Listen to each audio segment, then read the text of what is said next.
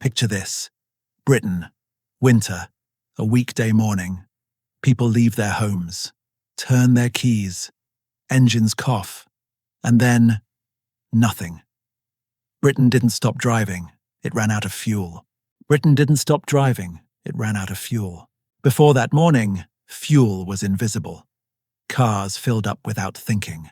Deliveries arrived overnight. Buses ran on time. Shops didn't stock extra. Hospitals didn't keep reserves. Everything arrived daily, exactly when it was needed. Fuel didn't feel essential, because it was always there. This didn't begin suddenly, and it didn't begin by surprise. The fuel system was already under strain. Deliveries arrived just in time. Storage was minimal. There was no room for delay. Imports slipped. Refineries worked close to their limits. Decisions came late because there never seemed to be a reason to hurry. Then, one break became two. Two became many. This wasn't a political story. It was a mechanical one. The effects didn't arrive all at once. They spread quietly. Petrol stations closed without warning. Others opened briefly, then shut again. Drivers waited for hours. Some slept in their cars, not to get fuel, but because leaving meant losing their place. Waiting became the routine. Not knowing became normal. Ambulances rationed distance. Every mile mattered. Buses skipped routes. Lorries chose which shops deserved deliveries. Food arrived late, or not at all. People walked across cities they had never crossed on foot before. Some turned back halfway, not defeated, just exhausted. Others kept going, because stopping meant staying nowhere. Nurses, office workers, factory hands. Shoes wore thin, bags grew heavier. At stations, people sat on cold floors, not waiting for fuel, just waiting. Time slowed. Hours felt longer than distance. There was no panic, no shouting, only cues, and the slow realization of how far home really was. Instructions changed by the hour. What was essential in the morning was postponed by afternoon. Drivers were told to wait, then told to move, then told nothing at all. Local authorities improvised. Councils issued guidance that contradicted the guidance before it. Some regions tightened controls. Others relaxed them. The map of Britain fractured into different rules, different priorities, different versions of necessary. People didn't know whether to conserve fuel or spend it while they still could. Businesses hesitated, not closed, not open, just waiting for clarity that never fully arrived. The system wasn't just short of fuel, it was short of certainty. Recovery did not arrive like a solution. It arrived slowly, unevenly, and without confidence. A single delivery reached one depot, while another never left at all. Some petrol stations reopened briefly, then closed again without explanation. Handwritten notices appeared on doors. Limited supply, essential use only. Cities did not return to life. They hesitated. People queued again, but this time without impatience.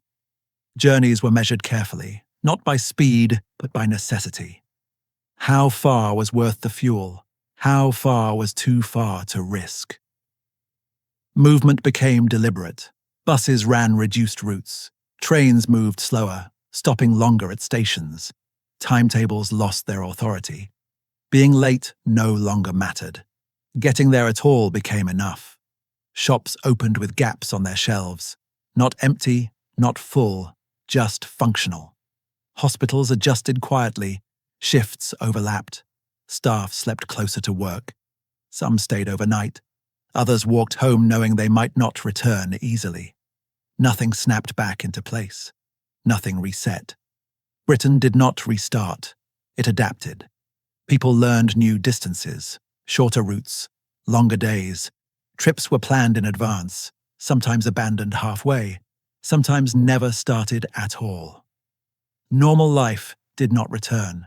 A quieter version replaced it. Streets felt different, not empty, but restrained. The rush hour never quite rushed again. People spoke less, watched fuel gauges more. Every movement carried weight. Every decision carried consequence. And everyone understood now that movement was no longer guaranteed. The country was moving again, but it was moving carefully, as if it had learned something fragile, something earned, something it would not forget. We tend to imagine collapse as something dramatic. Sirens, crowds, noise. But modern countries do not break that way. They slow down. Systems don't fail all at once. They lose rhythm. Deliveries arrive late, then not at all.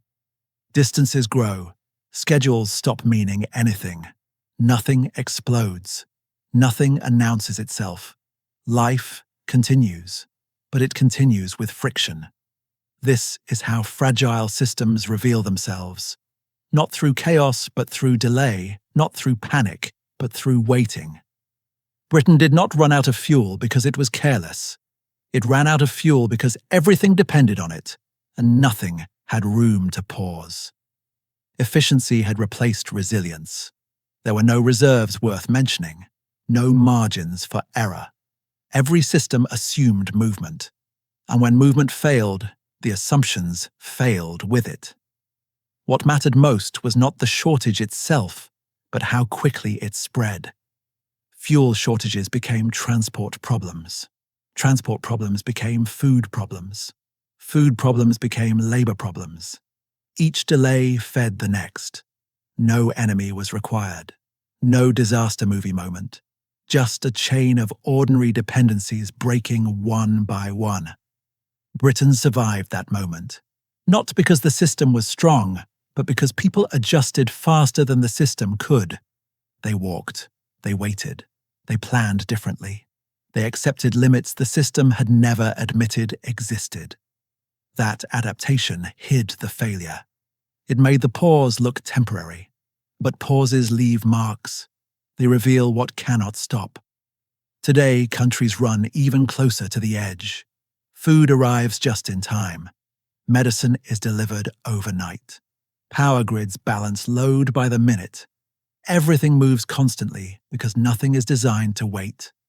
Remove movement and the shelves empty. Shifts don't start. Services thin out. Life doesn't end. It slows.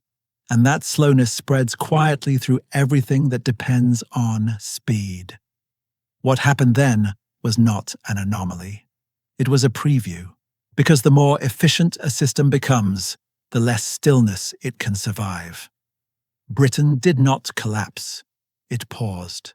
And in that pause, something became clear. A country does not need explosions to fail. It does not need enemies at the gates.